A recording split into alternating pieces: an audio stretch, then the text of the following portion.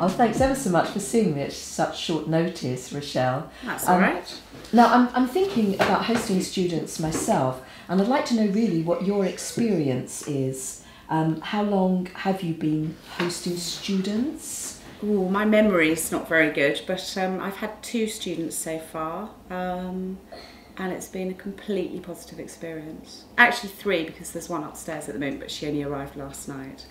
So yeah, completely positive, really, really happy with them. And I was a little bit nervous to start with, because obviously you don't know what you're going to get. But so far I've been reassured, and I think I'll carry on doing it. And what actually prompted you to start hosting students? Honestly, money was always a sort of an incentive as well. But then you start thinking, oh, you know, it's not just about the money, because you don't want people in your house just to help you pay the bills, because you're a family house.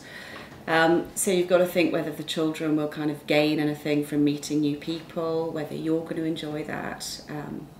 And I think the answer is yes. So far, so good. You know, and the children are kind of very sociable. And I think it's good for them to meet people, to ask where they come from.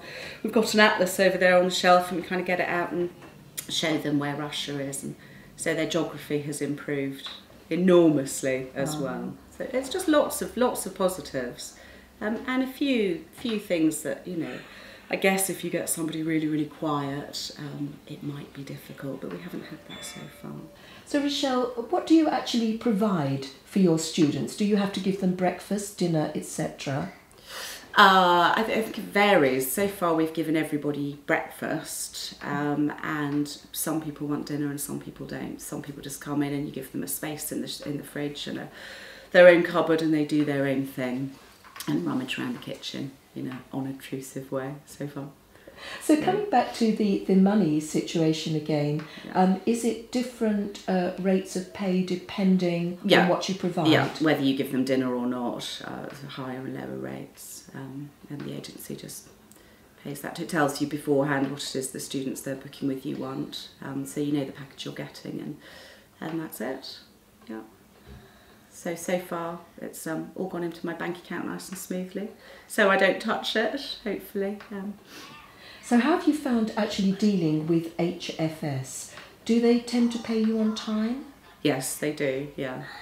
And they're great to deal with. I haven't had any problems. So they always provide you with you know, sort of out of office emergency contact if you need it, but I haven't, and they're great. They're very sort of personable and efficient and friendly. So I would honestly recommend them if you're thinking about it. What would you say is the best thing about hosting students? Oh, I don't think you can put it down to one thing, actually. I think each family is going to be different. For me, I'm quite sociable. I enjoy meeting different people. Probably stops me going insane just having sort of my husband and my children here. There's a lot of pluses, you know.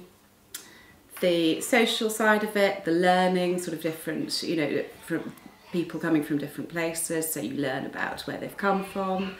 The company, you know, you've got somebody new to sit down and talk to in the evening, and the money, it's, you know, it's all good.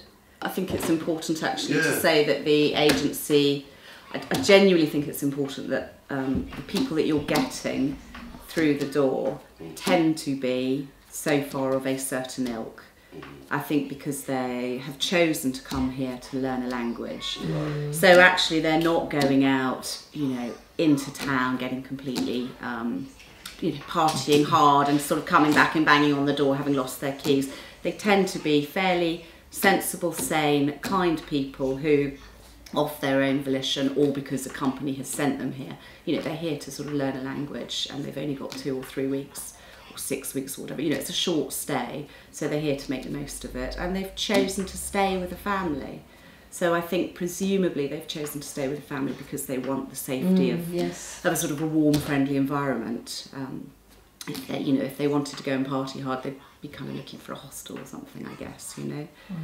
So far I'm really impressed with if you like, the quality of the students that come through the door.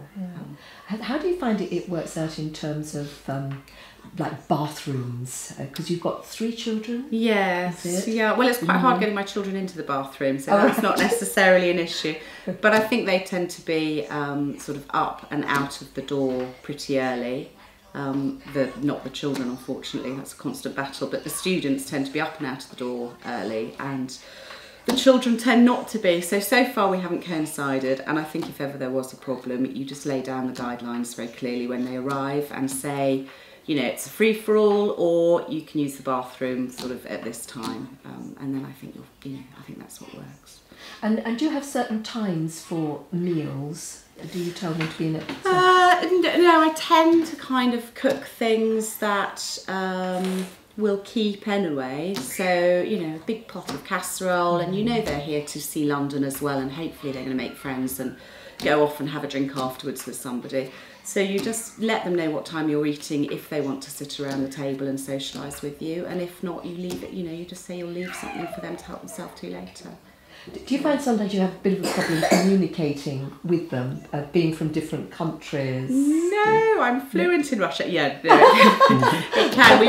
We've got a Russian girl staying with us at the moment, and her English is probably quite good, but she's a little bit shy at the moment, and sometimes you have to, you know, try and kind of bring them out a little bit. But you can always mime, or, you know, it's never really an issue, and they're here to learn, and so they're always very willing to sit and talk to you anyway. So. Do you find any of them ever get homesick?